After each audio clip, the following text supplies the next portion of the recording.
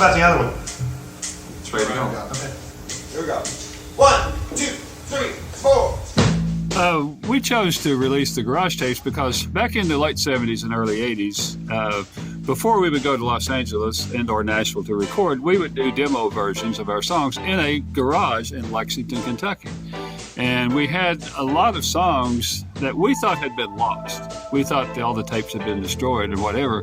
A couple of years ago, we discovered those tapes and we thought it would be a cool idea to release them. And we listened to them and the fidelity was pretty good.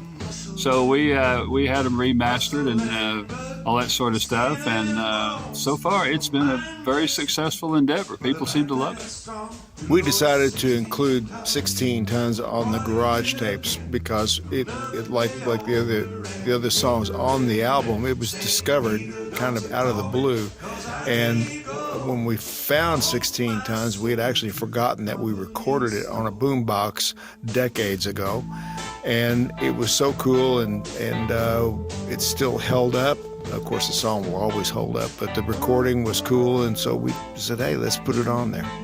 The thing that makes the overall album special, this Garage Tapes project, is it captures us at a moment in time when I think we were most creative. We were writing lots of songs. We were really worked so hard in the studio coming up with the arrangements. And this project kind of shows us at our peak form. And it's really a kind of a history, a real history of the band musically. And I think folks are really going to enjoy listening to it. You know, these songs were recorded in, as I said before, a garage. It was actually referred to it as a two-car garage, which was made into a recording studio. It was called Lemco, and a dear old friend of ours, Cecil Jones, owned it. And the way it worked, we would work during the day doing sessions for him, basically for free in exchange for studio time. So we would go in almost every night for months at a time and sometimes spend all night working and recording. And so that's how the term garage tapes came about, because they were all done in a garage. The way we came to decide on the cover photo or the album photo and the cover, it really had to do with what was available. Which there wasn't a whole lot available. That was, decades ago. And so we dug out what we could find and then chose the one that we thought was most appropriate.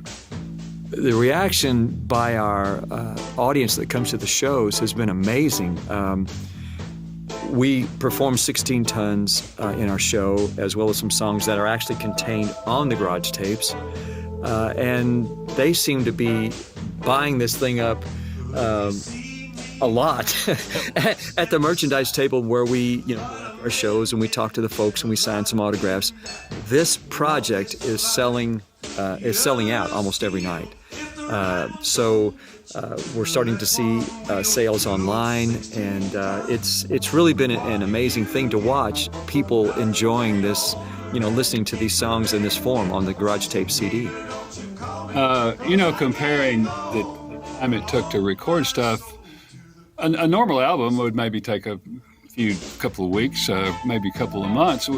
This literally took years, this whole project, and it was over a period of 3 or 4 or 5 years. So the amount of hours we put in to record this, we really don't know. It's sort of hard to figure out, but a lot. Talking about how long it took to record this project, it was recorded from about 79 to 82 or 84, and we would go into the studio at night, as has been talked about, and we would work on one particular song. We would come up with an arrangement in the studio and then record the song. And so that would take hours and hours, and sometime it would take from late at night till when the sun came up in the morning. And, we would do this over the course of weeks, and then it extended as we wrote songs into years. And so it wasn't one continuous thing. Putting this project together was really interesting because, as Marlon, I think, mentioned earlier, we thought these songs were kind of lost to posterity, But we found the original source tapes, and we brought them here to Nashville.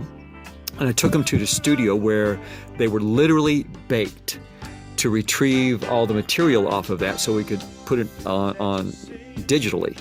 So once that was done, then we had to kind of remaster. We didn't fool with any of the, vocals or add any additional anything on this project. What you hear is the way it went down. But we did have to master it, which was try to make the songs sound kind of uniform, volume-wise, as you listen to the project. And it's kind of a daunting task, but that's the way it was done.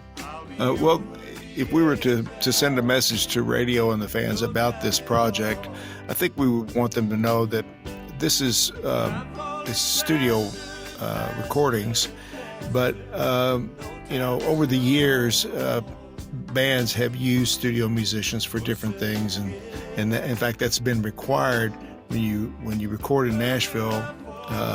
Bands usually don't play on their records. We play on every song, every one of these 30 songs, and we always play on all of our albums too, and we're very proud of it.